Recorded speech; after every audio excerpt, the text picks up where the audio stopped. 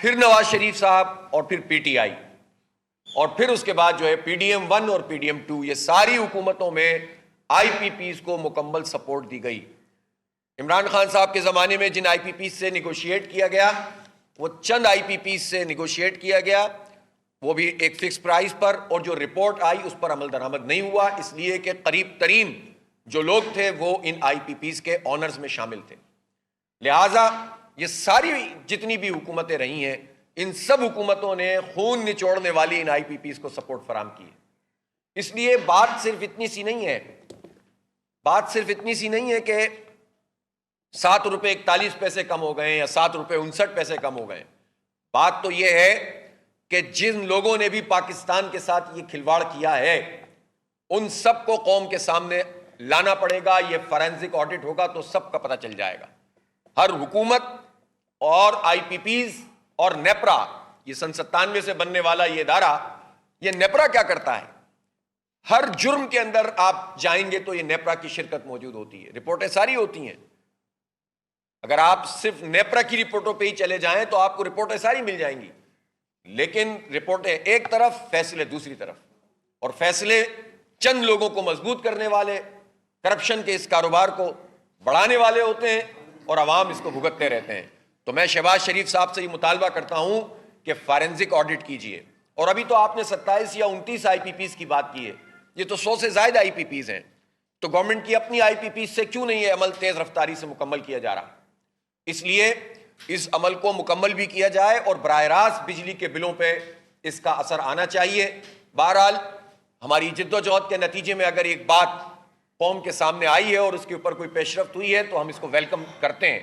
لیکن بات کا یہ آغاز ہے، یہ اختتام نہیں ہے۔ دوسری بات ہم یہ کہنا چاہتے ہیں کہ پیٹرول کی قیمت عالمی مارکیٹ میں کل بھی 7% کمی ہوئی ہے۔ سستی ترین قیمت اس وقت تاریخ کی موجود ہے، یعنی پچھلے اگر آپ 4 5 6 سال کو دیکھیں گے تو آپ کو اس منیمم اس وقت پرائس ہے عالمی مارکیٹ میں، لیکن ہمارے ہاں پیٹرول کی قیمت کو کم نہیں کیا جا رہا، بلکہ ایک طرف پیٹرول کی قیمت، پھر اس کے اوپر ٹیکسز، اور پھر ایک اضافی لیوی جو پہلے 60 روپے تھی پھر 70 روپے کر دی، اب کہتے ہیں 80 روپے کریں گے۔ تو اس طرح تو آپ ادھر سے دے کر ادھر سے لینے والی بات کر رہے ہیں۔ تو جب تک پیٹرول سستا نہیں ہوگا، جب تک بجلی کی قیمت مزید کم نہیں ہوگی، تو کیسے انڈسٹری چلے گی اور کیسے عام آدمی پنپ سکے گا؟ اس لیے بہت ضروری ہے یہ بات کہ پیٹرول کی قیمت بھی کم کی جائے اور بجلی کی قیمتوں کو بھی مزید کم کیا جائے، اور جو پیداوار ہائیڈل ہے، یعنی جو ڈیمز کے ذریعے سے بجلی بنتی ہے، وہ پیداوار کے جو سستی اب نیوکلیئر ہے، یا وہ پیداوار کے جو سولر اور اس کے ساتھ ساتھ ونڈ اس پر ہے، یا ہمارے اپنے کوئلے پر ہے، اس پر پلانٹ چلائے جائیں، باقی پلانٹس کے ساتھ بات کی جائے، اور اس کے نتیجے میں انتہائی سستی بجلی پوری قوم کو ملے گی۔ جب یہ سستی بجلی پوری قوم کو ملے گی تو اس پہ ہماری انڈسٹری گرو کرے گی۔ ابھی آپ دیکھیں ٹیرف لگ گیا ہے امریکہ میں، اور اس کے نتیجے میں ہماری پروڈکٹس کا پرابلم پیدا ہو جائے گا۔ آپ بجلی سستی کریں تاکہ کمپیٹ کر سکیں، ورنہ ایکسپورٹ کیسے ہوگی اور کس طرح سے ہم آگے بڑھ سکیں گے؟ یہ جو بات کی جاتی ہے کہ جناب اسٹاک ایکسچینج بہت اچھا ہو گیا ہے اور اس کے نتیجے میں ہماری معیشت بہتر ہو گئی ہے، یہ بالکل عارضی اور مصنوعی قسم کی چیزیں ہوتی ہیں۔ معیشت اس وقت مستحکم ہوگی جب انڈسٹری چلے گی، معیشت اس وقت مستحکم ہوگی جب آئی ٹی انڈسٹری کو آپ گرو کریں گے اور وہ نظر آئے گی، معیشت اس وقت مستحکم ہوگی جب عام لیبر سے لے کر صنعت کار تک ریلیف محسوس کریں گے یوٹیلیٹی بلز میں، پھر پائیدار بنیادوں پہ ہم کھڑے ہوں گے۔ اس وقت تو ٹیکس جمع کرنے کی صورتحال یہ ہے کہ ایف بی آر کا ادارہ جس کا کام ٹیکس جمع کرنا ہے، اس کے 25-26 ہزار ملازمین ہیں، اور ان ملازمین کا حال یہ ہے کہ ایک سال میں 1300 ارب روپے کی وہ کرپشن کی جاتی ہے جو قابل ٹیکس، جو جمع ہو سکتا ہے ٹیکس، وہ جمع نہیں کرتے، اس میں کرپشن کرتے ہیں۔ اب اندازہ لگائیے پوری قوم کے ساتھ یہ کیا مذاق ہے۔ تو یہ 26,000 ملازمین کر کیا رہے ہیں؟ جبکہ آپ بجلی کے بلوں میں ٹیکس لگا رہے ہیں، جبکہ آپ ٹیکس لگا رہے ہیں تو آپ موبائل کے کارڈ پہ ٹیکس لگا دیتے ہیں، موبائل فون پہ ٹیکس لگا دیتے ہیں، امپورٹ پہ ٹیکس لگا دیتے ہیں، ڈائریکٹ ایکسپورٹ پہ ڈائریکٹ ٹیکس لگ جاتا ہے، جتنی پورٹس پہ چیزیں آ رہی ہیں اس پہ ٹیکس لگ جاتا ہے، اور تنخواہ دار طبقہ جو سب سے زیادہ کنٹریبیوشن کر رہا ہے اس پر مزید آپ ٹیکس لگا دیتے ہیں۔ اس وقت بھی تنخواہ دار طبقے نے جو ابھی ہمارا اندازہ ہے یہ 500 ارب روپے کا ٹیکس جمع کرائے گا، اور جو بڑے بڑے جاگیردار حکومت میں بیٹھے ہوئے ہیں، سینکڑوں مربع زمین والے جاگیردار، یہ سب ملا کے 4-5 ارب روپے جمع کرائیں گے، اور تنخواہ دار 500 ارب روپے جمع کرا رہا ہے۔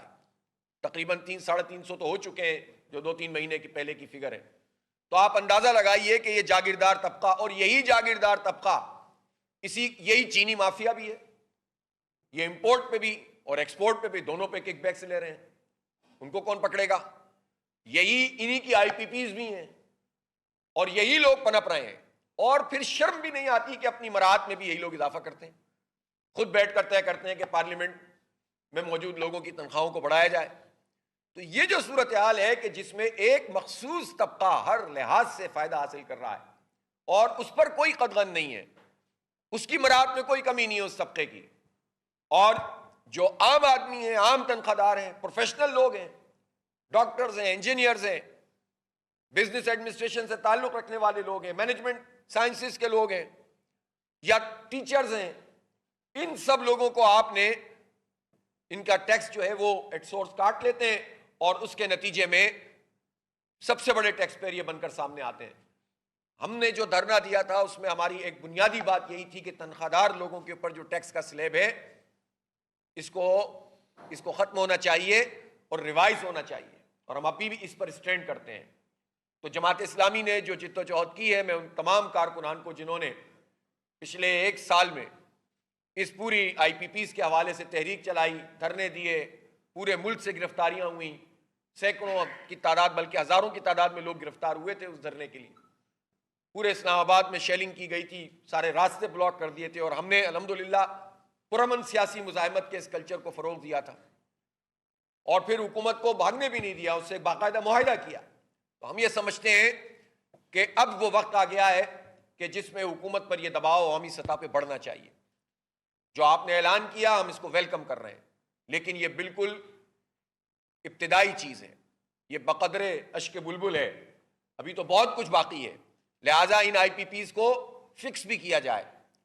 اور سامنے آنے چاہیے وہ سارے لوگ، چاہے وہ جتنے بھی طاقتور ہوں،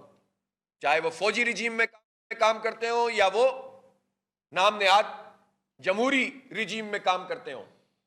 ان لوگوں نے جو کچھ اس ملک کے ساتھ کیا ان کو کون پکڑے گا؟ آپ یہ دیکھیے کہ یہ آئی پی پیز جن کو کیپیسٹی پیمنٹ کے نام پر یہ سب کچھ مل رہا ہے، ایک اور فراڈ جو سامنے بھی نہیں آتا وہ یہ ہے کہ یہ ٹیکس بھی ادا نہیں کرتے۔ تنخواہ دار آدمی سے تو آپ ٹیکس وصول کرتے ہیں، یہ چند 100 لوگ یہ ہزاروں ارب روپے کما لیے انہوں نے، اور ان سے ٹیکس نہیں لیا جاتا، اور اعداد و شمار یہ بتاتے ہیں کہ پچھلے چند برس میں انہوں نے 1700 ارب روپے، عمران بھائی ایسا ہی ہے، 1700 ارب روپے ایسے ہیں کہ جو ٹیکس ملنا چاہیے تھا پاکستان کو، ان کو فری کیا گیا، ایگزمپٹ کیا گیا ہے۔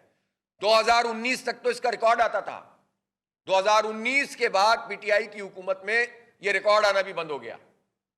اس کا مطلب یہ ہوا کہ جب معاملات چند لوگوں کے ہوتے ہیں، مفاد پرست لوگوں کے، تو یہ ساری پارٹیاں ایک ہی طرح بیہیو کرتی ہیں، یہ ایک دوسرے کو پروٹیکشن فراہم کرتے ہیں، ان کی ساری پولیٹیکل لڑائیاں ختم ہو جاتی ہیں اور یہ تحفظ فراہم کرتے ہیں، اور یہ چونکہ مافیاز ہیں جو پارٹیوں میں بیٹھے ہوئے ہیں، یہ ایک دوسرے کے سپورٹر بن جاتے ہیں۔ تو یہ ٹیکس تنخواہ دار آدمی ٹیکس دے، بجلی کے بل میں ہم ٹیکس دے رہے ہیں، لیکن یہ آئی پی پیز والے ٹیکس نہیں دیتے، ان کو ایگزیم کر دیا جاتا ہے، اور یہ چھوٹا موٹا بھی نہیں ہے، سینکڑوں ہزاروں ارب روپے یہ قومی خزانے کے ہمارے پاس نہیں آئے، اور ان کو یہ مراحت ملی ہوئی ہیں۔ ان کے کتنے معاہدے ایسے ہیں جس میں کیپیسٹی پلانٹ کی کچھ ہے، شو کچھ اور کی گئی ہے، اور اس کی پیسے بھی ہم ادا کر رہے ہوتے ہیں۔ کتنے معاہدے ایسے ہیں کہ جو ظاہر ڈالر بیسڈ ہیں، اور اس کے نتیجے میں ڈالر کی قیمت بڑھتی چلی جاتی ہے، اور اس کا بھگتان یہ قوم بھگتتی ہے۔ تو یہ سارے جو پیچیدگیاں ہیں یہ کرتے ہی اسی لیے ہیں کہ اس میں ایک چند لوگوں کو فائدہ پہنچائیں، لہٰذا چیزوں کو اس پورے تناظر میں دیکھنا چاہیے، اور ہم حکومت سے ہی مطالبہ کرتے ہیں کہ ان آئی پی پیز کو فکس بھی کیجئے، اور پاکستان کے مفاد میں ان سے نیگوشیٹ اور ری نیگوشیٹ کیجئے۔ مجھے یقین ہے کوئی ایک آئی پی پی بھی ایسی نہیں ہے جس میں یہ جرت موجود ہو کہ بین الاقوامی عدالت میں جا سکتے ہوں۔ ہمیں معلوم ہے یہ آئی پی پیز والے کون لوگ ہیں، اور یہ پاکستان میں کیا کیا دھندے کرتے ہیں، ان کے کون کون سے کام ہیں، کتنا ٹیکس دیتے ہیں۔ جب یہ بات عام لوگوں کو پتا ہے تو پاکستان کے حکمرانوں کو نہیں پتا ہوگی؟ تو کوئی کھڑا ہو سکتا ہے ہمارے سامنے آ کر؟ ان کو تو بالکل سامنے بٹھا کر ان سے چیزیں کم کروائی جا سکتی ہیں، لیکن چونکہ خود حکمران طبقے کا اعمال نامہ اس کے نتیجے میں سامنے آ جاتا ہے، اس لیے یہ لوگ ایک دوسرے کو تحفظ فراہم کرتے ہیں، اس لیے ہم سمجھتے ہیں کہ یہ کام ابھی بھی ہو سکتا ہے۔ بہرحال میں ایک مرتبہ پھر جماعت اسلامی کے تمام کارکنوں کو اور ان سب لوگوں کو جنہوں نے ہمیں سپورٹ کیا، ان کو مبارکباد پیش کرتا ہوں کہ یہ ابھی آغاز ہوا ہے اور ہم اس پریشر کو مزید بڑھائیں گے۔ میں انشاءاللہ 7 تاریخ کو لاہور میں ایک مشاورت کے بعد لائے عمل کا اعلان کروں گا کہ جس میں ہم حق دو عوام کو تحریک کا جو نیا مرحلہ ہم نے طے کیا تھا کہ ہم عید کے بعد شروع کریں گے، تو اس کا پورا ہم انشاءاللہ پروگرام پوری قوم کے سامنے پیش کریں گے اور انشاءاللہ ہماری یہ تحریک آگے بڑھے گی، کیونکہ خود یہ بجلی کا مسئلہ ابھی ختم نہیں ہوا، اس کو بہتر ہونا ہے اور اس کے لیے ہماری تحریک جاری رہے گی۔ پھر اسی طرح پیٹرول کی قیمت، تنخواہ دار لوگوں کا مسئلہ، جاگیرداروں پہ ٹیکس لگانے کے لیے دباؤ اور ان کی عیاشیاں اور مراعات ختم کرنے کے لیے جدوجہد، اور اس کے ساتھ ساتھ جو اس ملک میں کسانوں کے ساتھ ہو رہا ہے، مزدوروں کے ساتھ ہو رہا ہے، طلباء کے ساتھ ہو رہا ہے، تعلیم کی دنیا میں اس وقت جو کچھ لوٹ مار مچی ہوئی ہے، جس طرح حکومتیں اپنی تمام تر ذمہ داریاں تعلیم کی ختم کر کے چند لوگوں کے ہاتھوں میں اس کو دے کر بری ذمہ ہو رہے ہیں، اور 3 کروڑ بچے ہمارے تقریباً اس وقت آؤٹ آف اسکول ہیں، جن کو اسکول میں ہونا چاہیے اور باہر ہیں۔ کسانوں کے ساتھ یہ ظلم ہے